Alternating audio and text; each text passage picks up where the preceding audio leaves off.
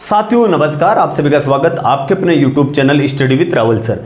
जैसा कि आपने टाइटल और थंबनेल देख लिया होगा कि आज के वीडियो में हम बात करेंगे 8th पे कमीशन यानी कि 8वां वेतन आयोग लागू होने के बाद आपकी बेसिक सैलरी कितनी रहने वाली है। चाहे आप लेवल 1 के हो, लेवल 3 के हो, लेवल 5 के हो या लेवल 6 या 7।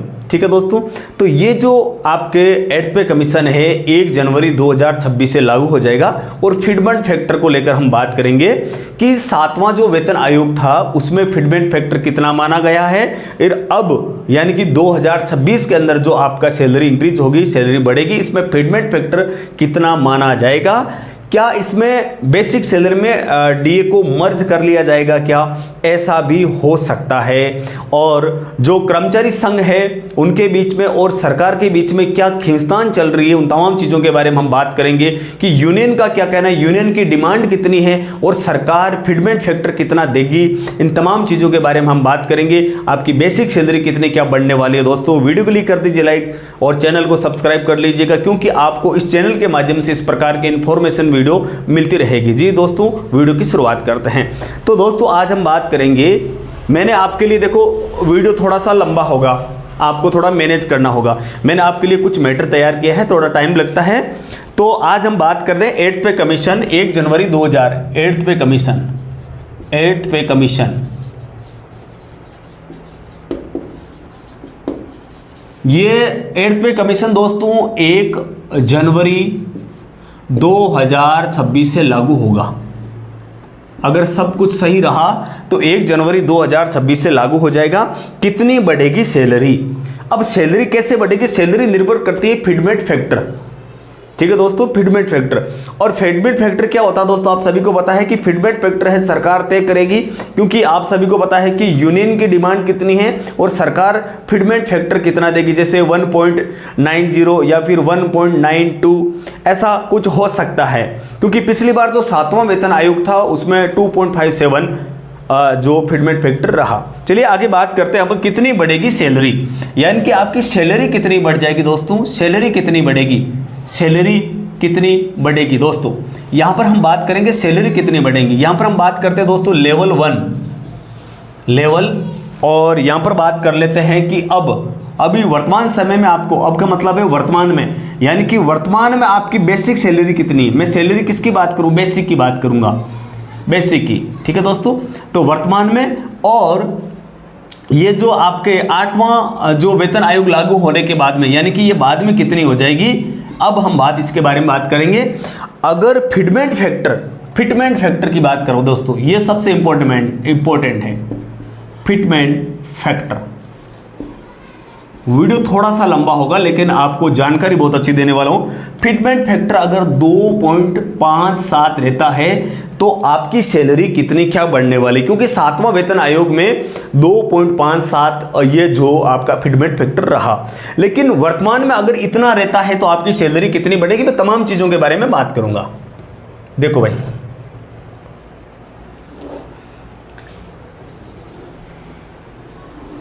अगर मान लीजिए आप लेवल 1 हो, मैं लेवल 1, लेवल 3 केंद्र सरकार की बात कर रहा हूं, केंद्रीय कर्मचारियों की बात कर रहा हूं दोस्तों। लेवल 3 के बाद में 6 और लेवल 7। देखो भाई, अभी वर्तमान समय में लेवल 1 केंद्रीय कर्मचारियों की जो बेसिक सैलरी है वो 18,000 है, 18,000 रुपये। लेवल 3 की कितनी है, वो है दोस्तों 21,700। और लेवल 6 की है दोस्तों, लेवल 6 की जो सैलरी है वो है दोस्तों 35,400, 35,400। मैं बेसिक सैलरी की बात कर रहा हूं। और उसके बाद में लेवल 7, इसकी बेसिक सैलरी है 44,900। ठीक है दोस्तों, ये केंद्रीय कर्मचारियों की बात हो रही है, क्योंकि केंद्र में लागू होगा तो स्टेट गवर्नमेंट में, राज्य सरकार में भी लागू हो जाएगा। अब देखो, अगर मैं 2.57 से अगर गुणा करता हूं बेसिक सैलरी को, क्योंकि नई सैलरी कब बनेगी आपकी, नई सैलरी कब बनेगी, नई सैलरी का मतलब है कि आपकी जो वर्तमान की जो सैलरी यानी कि बेसिक सैलरी, आपकी बेसिक सैलरी को किससे गुणा करो आप, बेसिक सैलरी को फिटमेंट फैक्टर से गुणा कर दो। फिटमेंट फैक्टर से क्या कर दो दोस्तों, गुणा कर दो। जैसे मान लीजिए आप 18,000 है, 18,000 को 2 पहली बात कर लेते अपन, जैसे बेसिक सैलरी 18,000 आपकी, 18,000 को 2.57 से गुणा करोगे तो कितना आएगा, आप गुणा करके देख लेना। तो लेवल 1 में अगर अभी वर्तमान समय में बेसिक सैलरी 18,000 है, अगर फिटमेंट फैक्टर 2.57 यानी कि लेवल 1 की बात कर रहा हूं, तो यहां पर जो पेमेंट है वो बेसिक सैलरी है वो दोस्तों 46,260 रुपये हो जाएगी, गुणा आप कर लेना। लेवल 3 में कितना होगा दोस्तों, लेवल 3 में होगा दोस्तों 55,769। और उसके बाद मैं बात करता हूँ लेवल 6 की। लेवल 6 में हो जाएगी ये बेसिक सैलरी हो जाएगी आपके 90,000 और लेवल 7 में हो जाएगी दोस्तों 1,15,300। अगर फिटमेंट फैक्टर 2.57 रहता है तो अब मैं ये तो मोटा मोटी बात मैंने इसलिए क्योंकि 7वां वेतन आयोग में 2.57 से बेसिक सैलरी को गुणा किया, क्योंकि फिटमेंट फैक्टर है जो आपकी नई सैलरी कब बनेगी, नई सैलरी कब बनेगी, नई सैलरी का formula basic salary into fitment factor, वर्तमान में जो चल रही है आपकी नई सैलरी बन जाएगी। अब ये 8वां जो वेतन आयोग है वो चर्चा में क्यों है, मैं थोड़ा सा बता देता हूं। देखिए चर्चा में क्यों है, केंद्रीय मंत्रिमंडल द्वारा 16 जनवरी 2025 को घोषणा हुई थी। घोषणा कब हुई है, 16 जनवरी 2025 को, 16 जनवरी 2025 को घोषणा हुई थी और केंद्रीय मंत्री अश्विनी वैष्णव द्वारा इसकी घोषणा की गई 8वें वेतन आयोग की। वीडियो थोड़ा सा लंबा होगा दोस्तों, मैनेज कर लेना। केंद्रीय सरकारी कर्मचारी और जो पेंशनधारी है उनके भत्तों का पुनरीक्षण के लिए 8वां वेतन आयोग की स्थापना को मंजूरी दी। यानी कि 1 जनवरी 2025 को अश्विनी कुमार ने यहां पर क्या घोषणा की है कि 8वां वेतन आयोग हम इसलिए लागू कर रहे हैं क्योंकि केंद्रीय सरकारी कर्मचारी है और पेंशनधारी है, उनका 8वां वेतन आयोग की स्थापना को मंजूरी यहां पर दी गई। अब मैंने कैलकुलेशन आपको बता दिया कि कैलकुलेशन हम कैसे करेंगे। कैलकुलेशन के लिए क्या करना, basic salary into fitment factor, यहां पर लिख देता हूं। अगर आप फॉर्मूला लिखना चाहो तो यहां पर लिख सकते हो। देखो भाई, basic salary basic into fitment factor,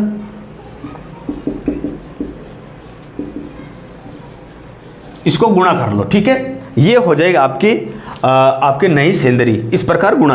अब 8वां वेतन आयोग दोस्तों, इसमें बताऊं कि 8वां जो वेतन आयोग है 1 जनवरी 2026 से लागू हो जाएगा। लगभग 50 लाख केंद्रीय सरकारी कर्मचारी लाभान्वित होंगे और 65 लाख जो पेंशनधारी, उनके पेंशन और भत्तों में संशोधन होगा। 2026 तक स्थापित किए जाने की पूरी संभावना है, ये 8वें वेतन आयोग में यहाँ पर स्पष्ट लिखा है।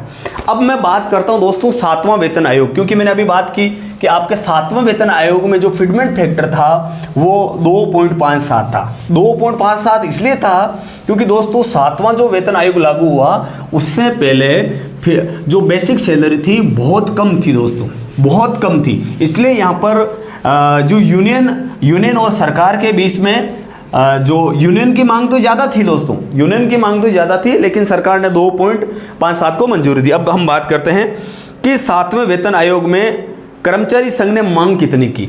देखो, मांग तो अब की बार भी होगी। कर्मचारी संघ की मांग थी दोस्तों 3.68, ये तो थी मांग कर्मचारी संघ की, लेकिन सरकार ने कितना दिया, सरकार ने दिया 2.57, ये फिटमेंट फैक्टर दिया। ठीक है दोस्तों, इतना क्यों दिया, क्योंकि उस समय सैलरी बहुत कम थी। क्या है फिटमेंट फैक्टर और कितना असर पड़ेगा, इसके बारे में थोड़ा सा समझा देता हूं। अभी इसमें एक पेंच और फंसा हुआ है। क्या पेंच फंसा हुआ है कि फिटमेंट फैक्टर कितना होगा अभी तक तय नहीं है।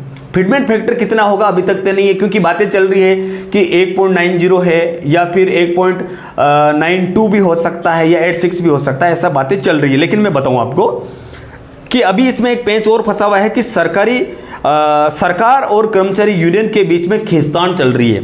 यानी कि जो अपने कर्मचारी यूनियन है उनके बीच में और सरकार के बीच में फिटमेंट फैक्टर को लेकर खींचतान चल रही है।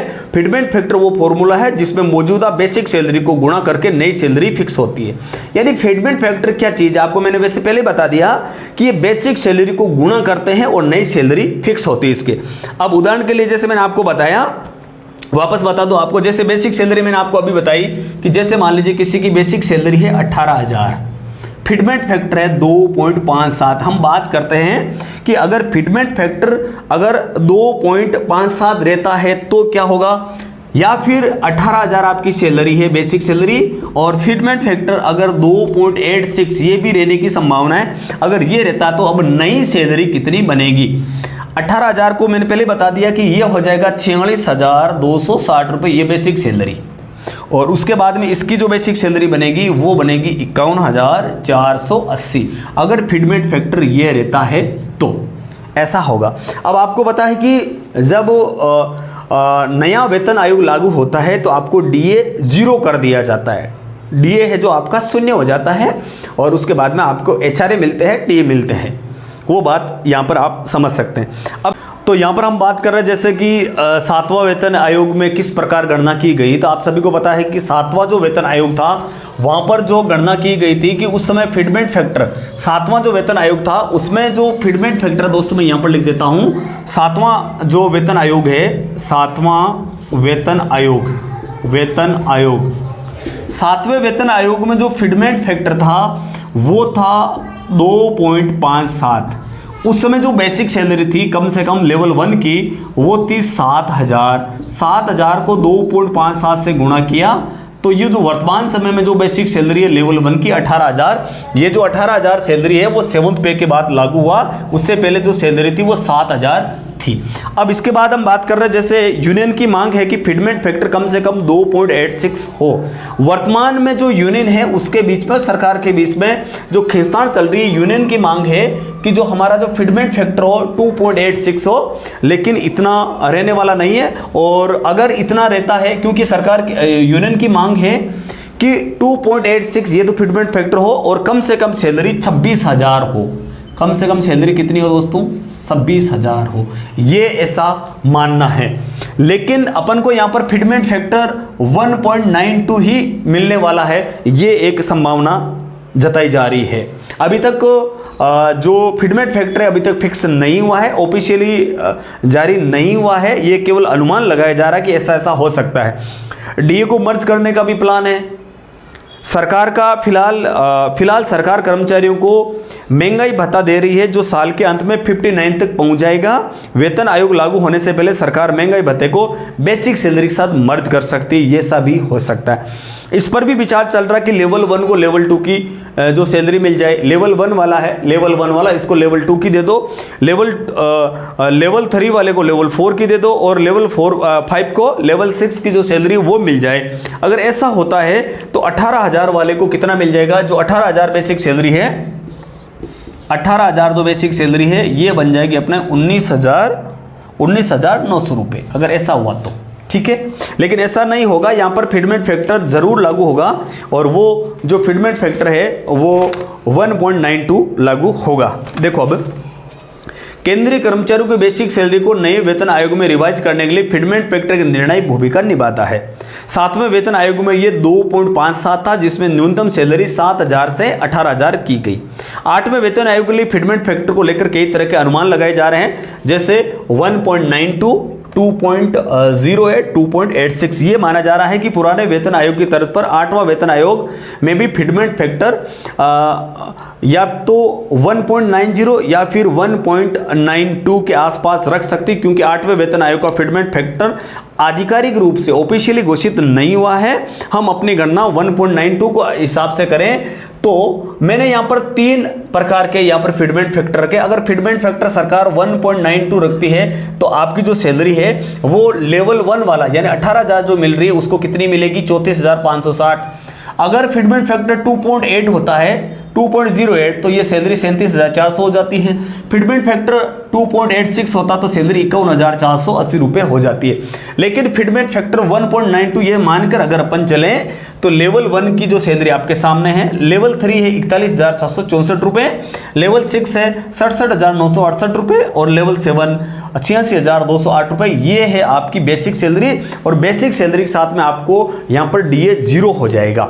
जब आपकी सैलरी 8वां वेतन आयोग लागू होगा तो पहली सैलरी जो आपको मिलेगी 6 महीने तक आपको डीए नहीं मिलेगा। 6 महीने के बाद में आपका डीए लागू हो जाएगा। उसके बाद में साल में आपको पता है कि डीए 2 बार बढ़ता है, महंगाई भत्ता साल में 2 बार बढ़ता है।